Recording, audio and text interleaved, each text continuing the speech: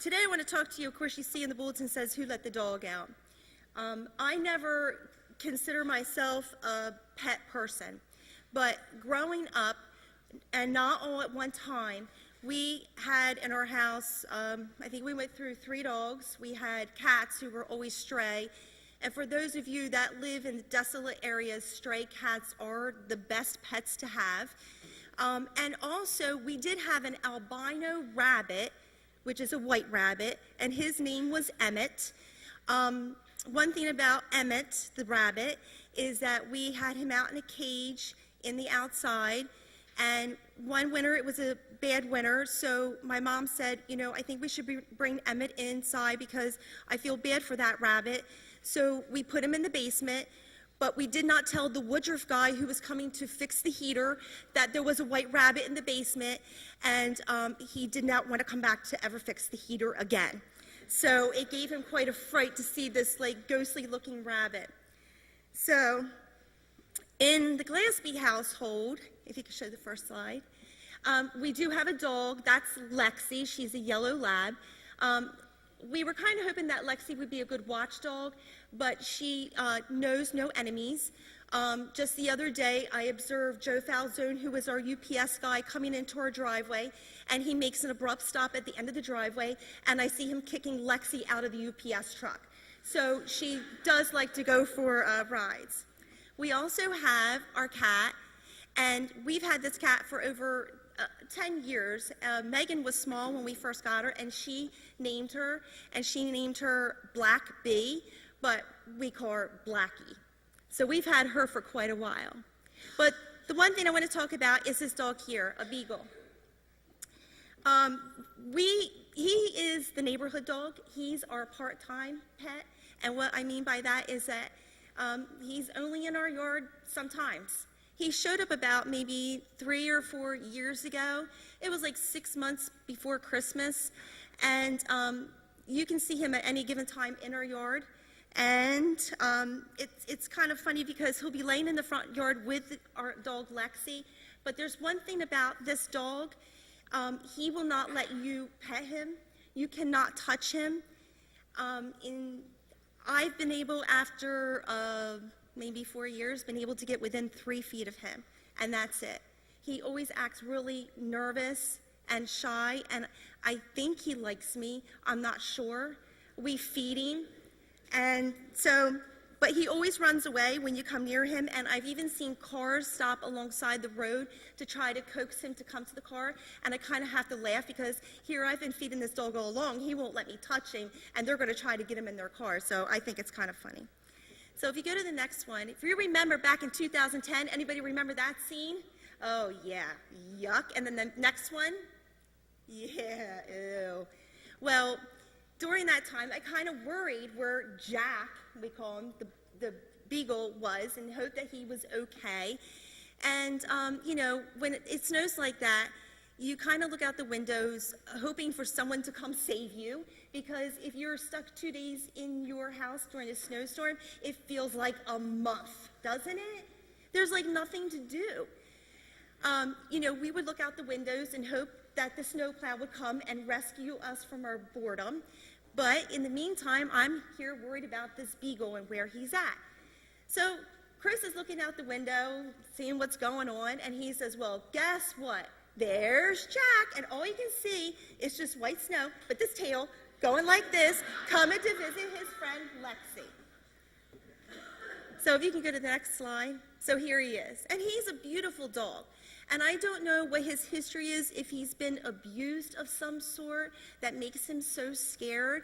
I know in Greenwich you do hear a lot of gunshots, and when he does, we have a dog door on our garage for our dog, and when he hears a gunshot, he'll go right into he's gotten to know us enough where he'll go in the dog door of the garage, and he hides out there, and he's just kind of shaky the whole time. So one time, it was raining outside, and I happened to look out the back window, and we had this cat house that Chris's mother had given to us for our cat Blackie.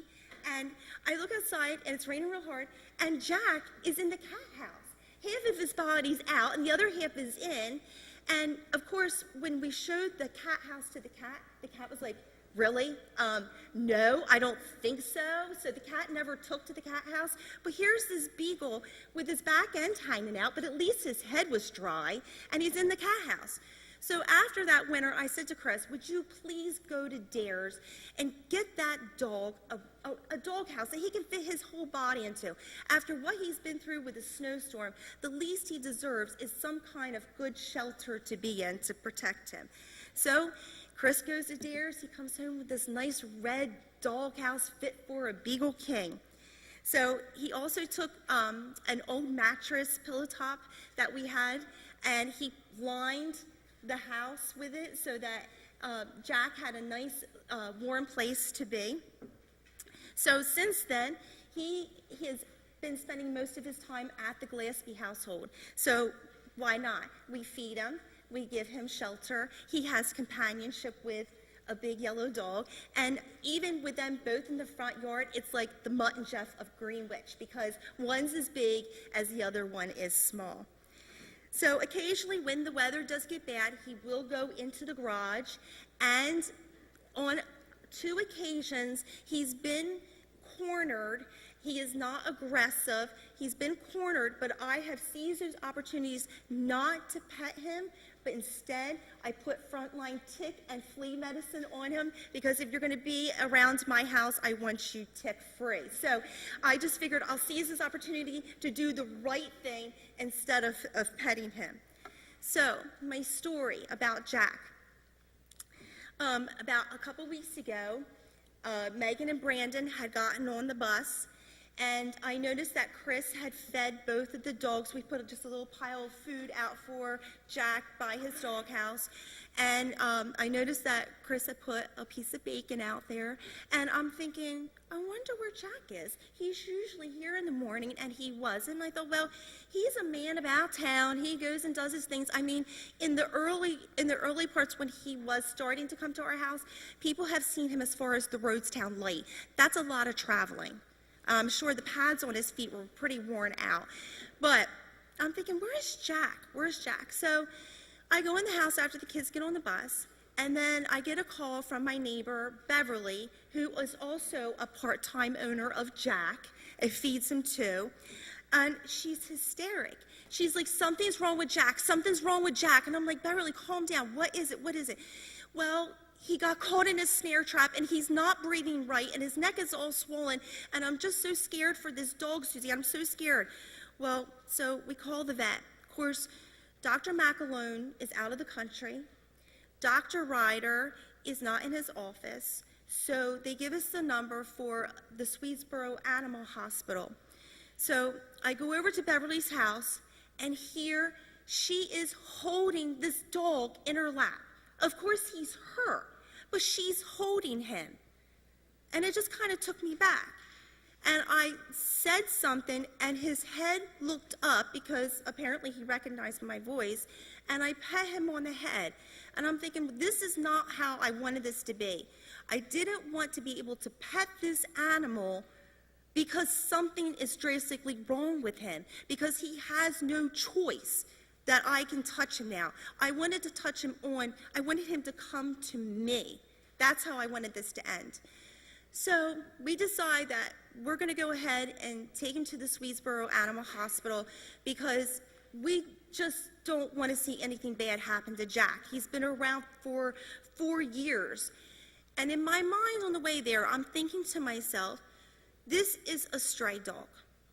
How far do I go? How much do I spend? If this dog can be fixed, this dog won't even let me pet him. He won't let me even love him the way that I want to love him. I want to love him on my terms, and this dog will not let me. And here, am I going to save his life? How far do I go? How far? So I got to thinking about that, and I'm thinking, how far did God go for me? How far did God go for me? He sent Jesus. He will take, no matter what the cost, God will go the distance for me. We're all strays at one point in our life, and we all deserve an equal chance. How far does God go for me every single day? I get worked up just thinking about it. How far does he go for me? And I'm worried about a dog. How far am I going to go for this dog? How much am I going to take out of my wallet? So, and I got to thinking, Chris had Googled on the computer about dogs getting caught in snare traps. And he said that when that happens, it doesn't actually puncture, if I'm right, it doesn't actually puncture like the skin. And Jack showed no signs of having anything punctured. But most dogs will lay still, lie down. They will be still because they think that their master has a hold of them and their master will rescue them. But Jack has no master, so he's going to struggle to try to get out of the trap. Does that sound familiar in our lives sometimes? We get caught in a trap. We get caught up in drama. We get caught up in things at school, rumors and stuff, and we get trapped. But we have a master. We have God. And we don't have to struggle to get out of the trap. And when we struggle, we make a worse mess than what we started with. So that's how I can kind of relate that. So what happened to Jack? Well, we took Jack to the animal hospital, and of course, he had to stay there for a couple days. And of course, his swelling continued to get worse, and they really just didn't know what they were dealing with. But when I called one point, the lady there wanted to know whereabouts this trap was. Now, the traps are legal, but there was an incident where a full-bred Brittany Spaniel, the day after this happened to Jack, a full-bred Brittany Spaniel was in a state-owned park area in Swedesboro and got caught in a trap and was killed. So that made me thinking, I don't know if I like the way the outcome is going to be for this dog. What road is this going to, where's this going to take me? So Jack is fine. Jack got a little bit beat up. He got his 2 days worth of antibiotics and pain meds and anti-inflammatory. But when I called, I was concerned about what his condition was. But more importantly, I was concerned how he was reacting because I kept saying over and over again, this dog is not a people dog, this dog is not a people dog. And I was afraid of him being afraid. I was afraid for him and how he was going to react to all these hands on him trying to help him. So I went and picked him up, and the whole time he's kind of looking at me like, I really don't want it to be this way, but since I have to let you be like this with me, go ahead, woman, have your chance. So I took that chance, and I'm petting him, and I'm telling him he's a good boy and everything.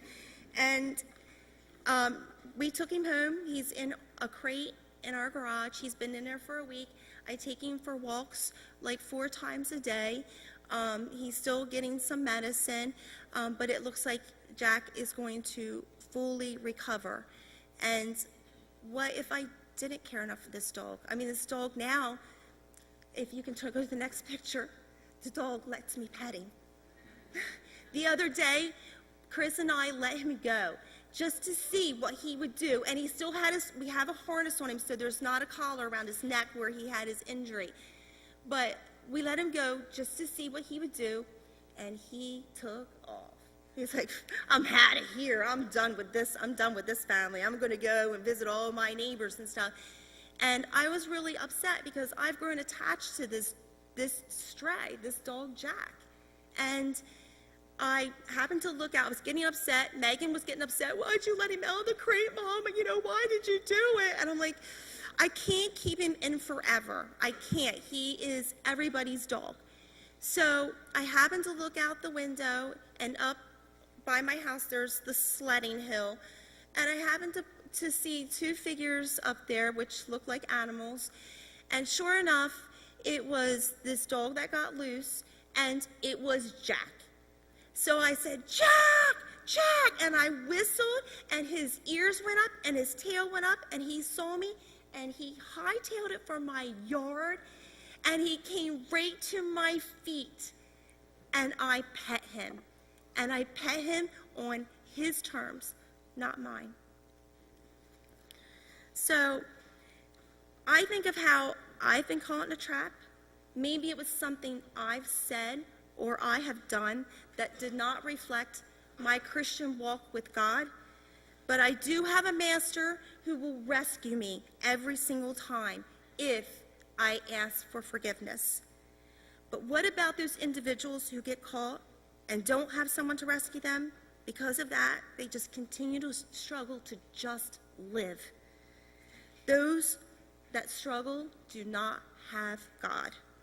God has an unconditional love for each and every single one of us, and he knows that we are not perfect.